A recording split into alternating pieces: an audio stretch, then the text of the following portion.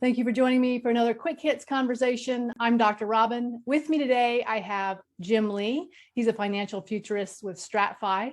I have Dr. Bob Choate, who is a lifelong learner and so many other things. I'm not going to even list them all.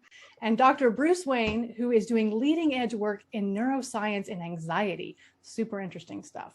So the question I have for you today is, where do you draw the line between your professional skills that need to be paid for and friendship? Dr. Bob, kick us off. Oh, yeah, this is something I've dealt with for a long time.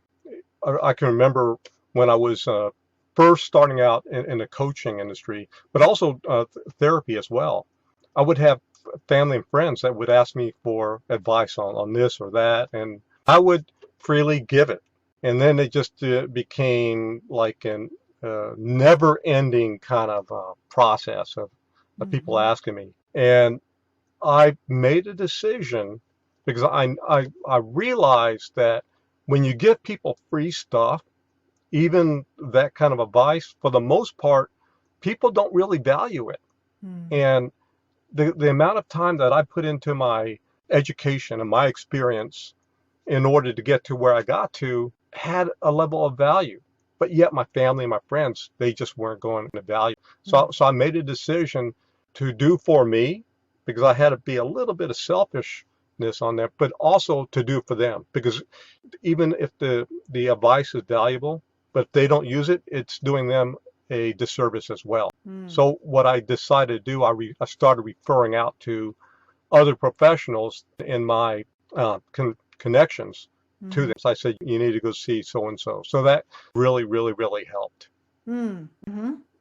Yeah, for me, it was, I do such leading edge types of technology. I actually do a complimentary session. So I give away a lot of free sessions, so it educates people, but it also, about 50% of the people, maybe a little bit more, actually sign up for the program. So I recapture that. So it's a marketing cost to me to give away stuff in a way, okay? But it all depends on where you are. You know, doctors never give away stuff. You know, if you go to their office or psychotherapists. So it's just a matter of how people perceive you in the marketplace to some extent. You know, if they don't understand what you do, then you have to demonstrate it. And my work has a high degree of ineffability, and its inability to explain in words because it's subconscious work that emerges, and we create an emergent process. And that emergent process is very difficult to explain verbally because it's quantum and it's coming from the subconscious, and they experience it, and you can explain the experiences and people go, oh, so what, you know? So it doesn't really attract new clients that way. So I decided you'll just try it. If you have anxiety, sleep, you know, trauma, pain, you just and then that's true for better. Friends and family too? Yeah, well, friends and family, I really don't work with friends and family. Well, I work with friends, but not family per se, because the work is so intimate. It's not appropriate. Okay. I can do some modifications to it for family, but not especially nuclear family. You wouldn't want to do that. It's just like doing psychotherapy for nuclear families. Okay. Jim, what about you? How do you determine? Yeah, I do something very similar to what Bruce does. And that is that I will spend the first half hour with almost anyone just to talk about their finances, almost to see if there's a fit and if I can even help them. Okay. And then after that, you know, I'm typically going to charge either on an hourly basis or based on whatever I end up managing. I personally find it helpful for everyone involved to professionalize the relationship at some point so that I can give it the attention that it deserves, right? That makes sense. Yeah. Because if it's just kind of one-off over drinks, you're having a conversation about financial stuff, that's very different than, hey, come to my office, let's have a conversation. Yeah. And the follow through over martinis isn't quite as good, you know? So, yeah. I hear you. Yeah. So interestingly, so for me, I do a service where I have a session with someone that's kind of pay what you think it's worth. And I do that with professional relationships, but I've never suggested that to family or friends. And I think what it is that for the kind of work that I do, it's not uncommon for someone to just come up to me and be like, hey, what do you think about this? Or I have this going on, let me vent at you. And so to be able to say, oh, you know what, we should probably have a session would be really weird, because I am as a friend going to talk about certain things, I have to determine like when do I draw the line? And that's hard. Over the course of my career, I've had to really get it wrong a lot of times. It may be harder as a psychologist to draw the line because you are involved in the business of having conversations with people.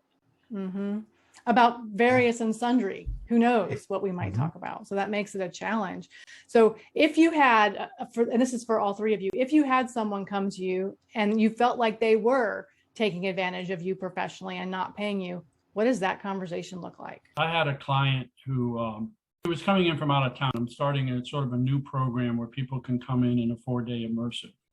And so she was coming in from out of town, and I gave her my retreat pricing, which is a totally different type of pricing.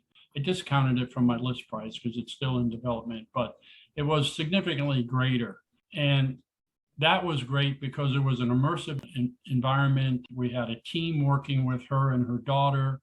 And at the end of the weekend, I said, I'm so glad I priced it that way because, I spent so much time with her and there was no limits to, I was totally in. Okay, I'm going to help you as much as I can. My team's going to help you as much as I can.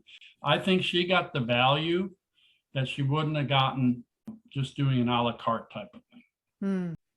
Yeah, I've had a similar kind of situation where I had people that would come in, and I can recall this one, and because I work mostly with women, so and she just wanted like the free kind of session right at the beginning, and I told her, okay, here's what we're going to do. We're going to go the first 15 minutes, and we're going to go over your presenting problem, and then afterwards, if it makes sense to you, then we can continue further. But you can tell me to stop right then and there, because what I'm going to do, you're going to get the first 15 minutes for free. But then I'm going to have to charge you continuing after this. But and again, how did that conversation go? What did she decide to do? She decided to go with it. And she did pay you? She did. Yep. Nice. Yeah. Nice. So we finished up the whole hour, but we were able to get in the first 15 minutes, was able to determine what was wrong with her. And I even gave her in the first 15 minutes some advice that would work for her. And then took it further because she wanted to go further. She wanted the whole thing. Okay. Jim, have you ever had to kind of draw that line? And what does it look like? How does that conversation work? Yeah, sure. So I do have to draw the line. And I find that if you set boundaries up front early on in terms of what you do and what you don't do, okay, that is helpful. Sometimes people will want me to give them opinions on things that I can't see. Okay. And I'm not managing. They may have some money somewhere else that they want to double check on. And in some cases, it can be significant amounts.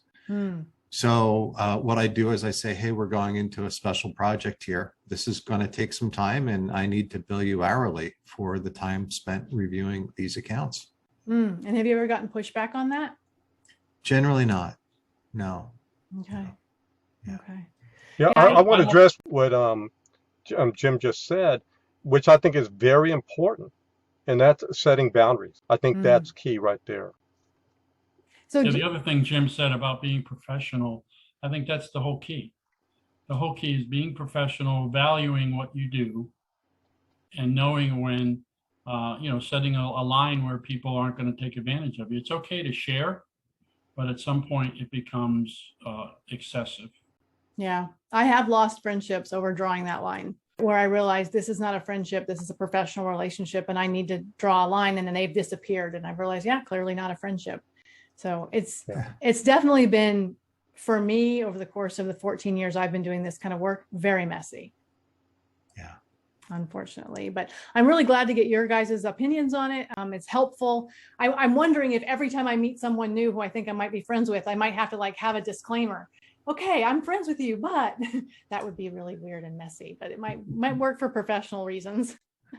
That is our 10 minutes. I'm going to thank you all for having this conversation with me, and I look forward to speaking to each of you again really soon.